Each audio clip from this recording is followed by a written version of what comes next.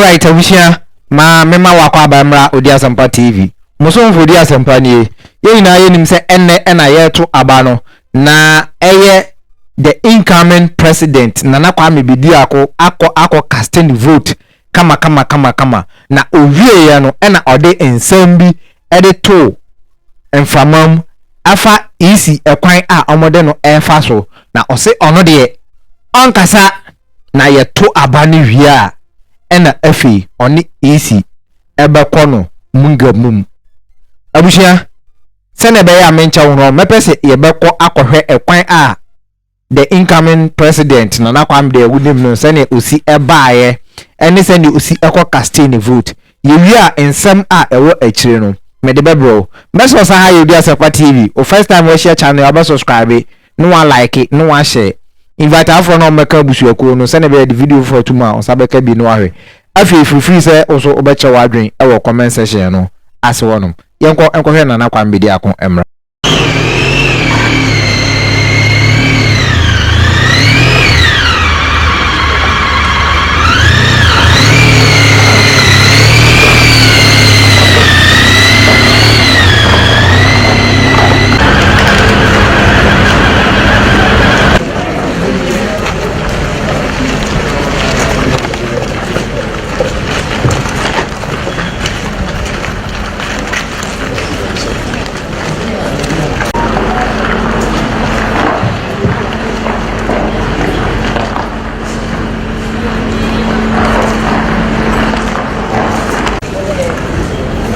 Isn't this going to be dry? Yes, that one is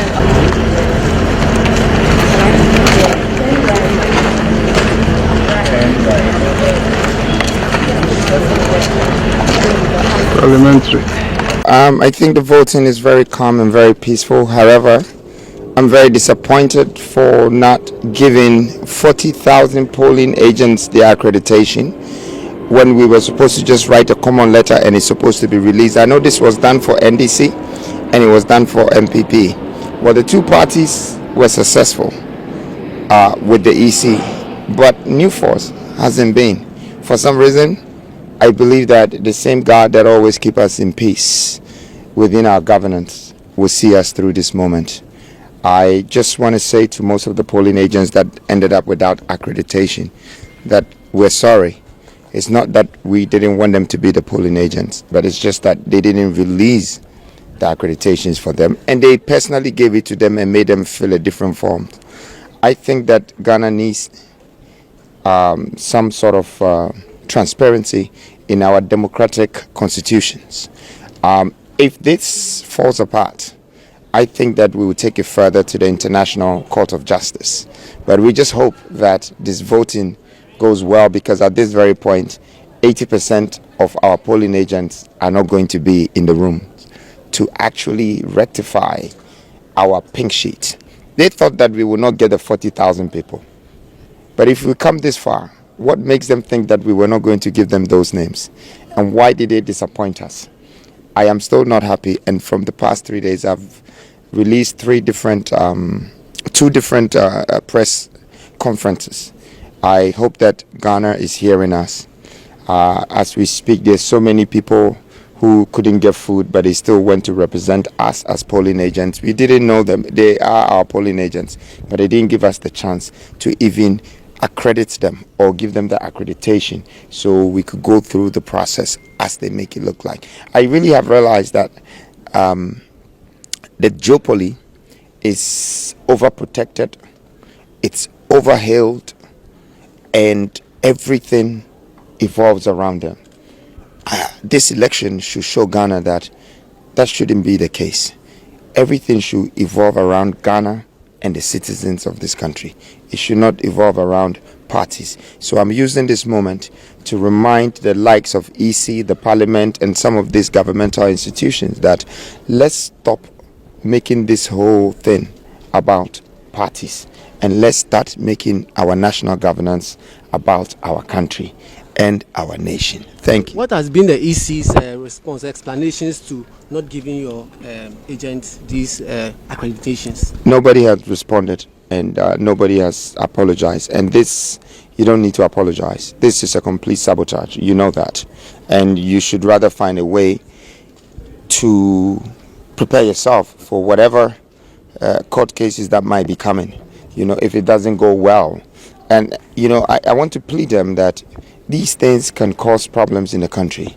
They shouldn't be biased. They shouldn't also go behind one party.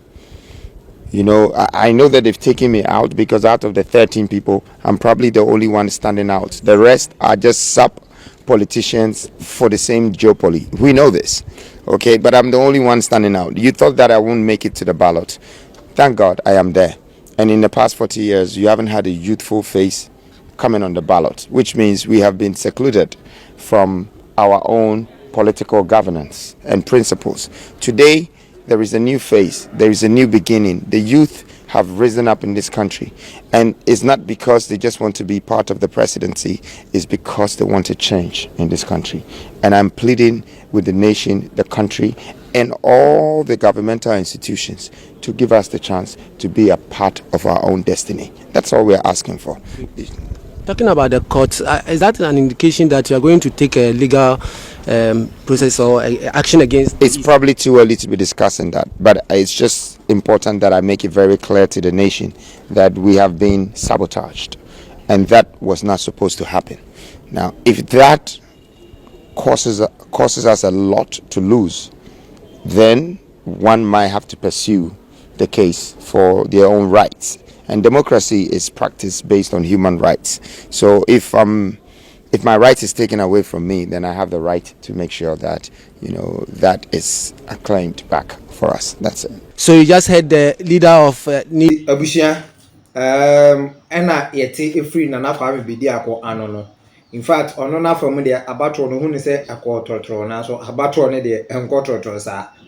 Oko oboase a etututuo ne namu pepepepe, and the report e ba kra say obika ahwere ne kra ewom and kasoa eno so ekọ so ewo honom ayewa so kra de and bros mungamu ye tambo ye tamsekan ye tamwe na pam eno ena ekọ so. But abushia ye say ni frani say obeto bo abowa na ne nan ejina bebi so minim na Kwame Bediako wanya akase after the election no obomivu on na oni EC ekwan mrakwan so ono ompe basabasa nti mrakwan a owo odi EC fa so no ode ne be fa so because oman na yetimu no ye mpe peripere ye dabia na meka ye bodawru ye pasundwie na so ya to peripere ye ade ato nchen na ye pre asundwie like especially me MPP aban ankasa no mi hu ne ha mo say road, my road, free education, whatever. Inti akadem biem. Munjai free election nanka yemiem. Bibia pepe ubehu yese MPP MPW do printed ballot paper. Ebi na si wo ye kan say eye doma ehonum baabi bono honum baabi si ye Ashanti region for na wey aha ofa ha kase niema pasa small boy ya printing niema de amano ono so onwanfo ba obenwen no wa nchenchen no ye de 500 cedis bi de asha ne nsam enti ya mano ballot papers best 70 na oh god odwen ho a mo pretumi ho pretumi ho tumi a mo pre nti de magye agumafu mu nyina enso mo utumi hwe MP bi pa wo hwe MP we a wo se na ye from mra hye bedwafo na wo hwe ne ti ehwe nafu ehwe atu egu ne ti na wo hwe adwen ewu ne tirimu a no watumi akoto aba e de ama wi se onko no nko di so e be den na oman no kra ensi apini hwe so omugu parliament nkonwa kingen ye kan konwa gbom ne ye konkonwa ho na omo ankasa ballot box omo sha ase kra eko ho e wo parliament house nti e be den na timamfo no so enye bi e wo abonten and Nana Kwame Bediako there trust me and I am right. It doesn't matter say you obesi akano because oman no ye obi obe sorry ejina amaye and ye obi no asori ejina so dia was a young Casanso, ya sorry na ye tie na chi because ye ain't and all consa coding way and yes anka he even 276 store na wo call ye sika na Kwame Bediako no says kano otumi ene na bushia ho e de ye enjoyment ana say obetumi kra e de says sika no e de aye investment a one na bushia e ba enjoy ya akoduru ba bia e be kwa akiri yi e de amano nanso ohwebre aga na mabunu ebre enti na oye we na ne ya nso wo mu ne say enkofo a wo koma omo ankasa no there be o omo de omo support omo momo no omo so omo ade different omo ankasa kra na ekasa tia no he ne enti amantena pooling center ni bia a me bae anka bia menim ne ebesi cause oti ho obi beba be ka asem bi wanu wuntumi nkantum me koye kra me ba kra no anka kwa koye niema bebre a ewo ho no oman na ye timu no nkofo a ye koma omo no omumom ene ye eko instead of say mo be me ya kan ye ho abom ni ye kodi impayfo no accountable no mama impayfo no control mu ene ye pia mo se enkokọ emponche enwan enanhwie ena mo disu juru ena mo ne mo ho eko nti abushia yoro go raise nti na Kwame Bediako ni address a odi ama easy eno no mesro so be subscribe to channel no na fi also free say obeche wadwen e wo comment section no as one yenje nkratwe want me ka bi mu a makra e be sen ahia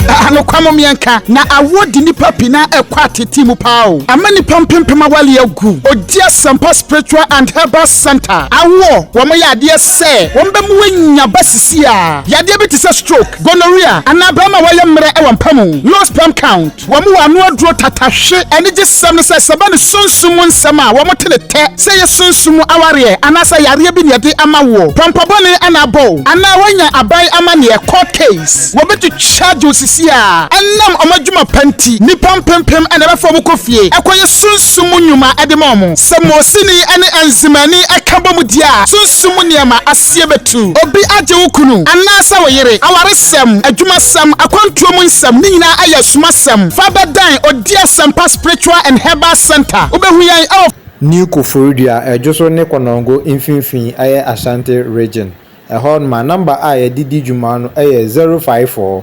330 4976 anase 020 134 0421 054 330 4976 anase 020 134 0421 Odia Sampa Spiritual and Herbal Center. Ye be diwa samamount.